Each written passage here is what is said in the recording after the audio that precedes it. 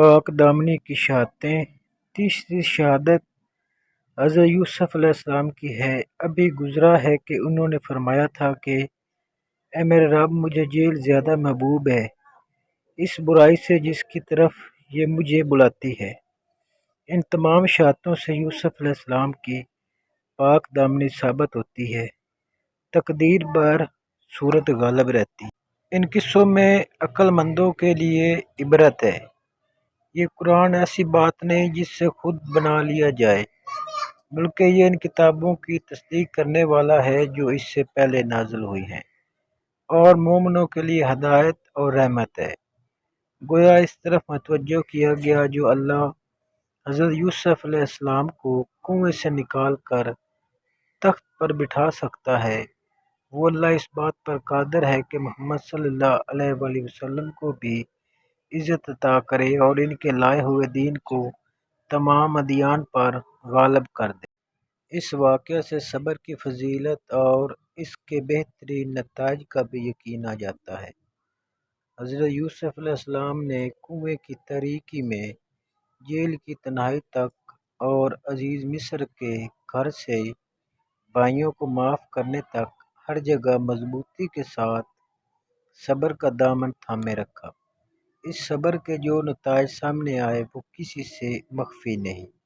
اس میں کوئی شک نہیں کہ صبر راحتوں اور نعمتوں کے دروازے کی چابی، نصف ایمان، اللہ کی نصرت اور رحمت کو متوجہ کرنے کا اہم ذریعہ ہے۔ پاک دامنی کی شہادتیں۔ پہلی شہادت رب العالمین کی ہے۔ دوسری شہادت شیطان کی ہے، کیونکہ شیطان اللہ کے سامنے قسم کھا کر کہا تھا، تیری عزت کی قسم، میں سب انسانوں کو گمراہ کروں گا سوائے تیرے ان بندوں کے جو ان میں سے مخلص ہیں، اور یوسف علیہ السلام مخلص اور منتخب تھے۔ تیسری شہادت حضرت یوسف علیہ السلام کی ہے۔ ابھی گزرا کہ انہوں نے فرمایا تھا کہ اے میرے رب، مجھے جیل زیادہ محبوب ہے اس برائی سے جس کی طرف یہ مجھے بلاتی ہے۔ چوتھی شہادت عزیز مصر کی بیوی ہے۔ جب اس نے کہا تھا، اب حق واقع ہو گیا، میں نے اسے پھیلانے کی کوشش کی تھی، یہ سوچوں میں سے ہے۔ پانچویں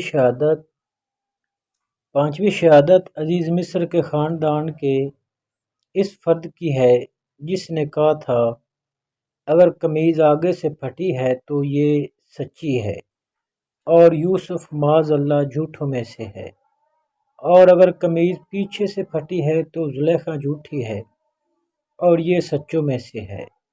جب دیکھا تو آپ کی قمیض پیچھے سے پھٹی ہوئی تھی۔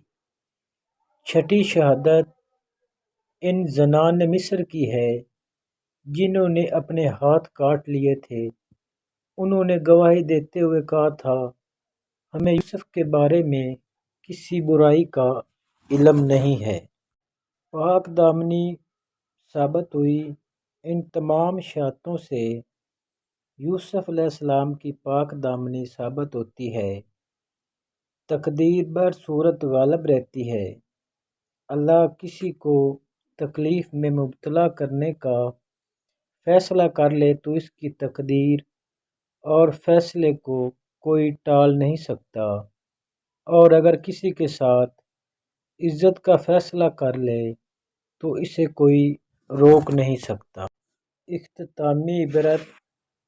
ان کے قصوں میں عقل مندوں کے لیے عبرت ہے۔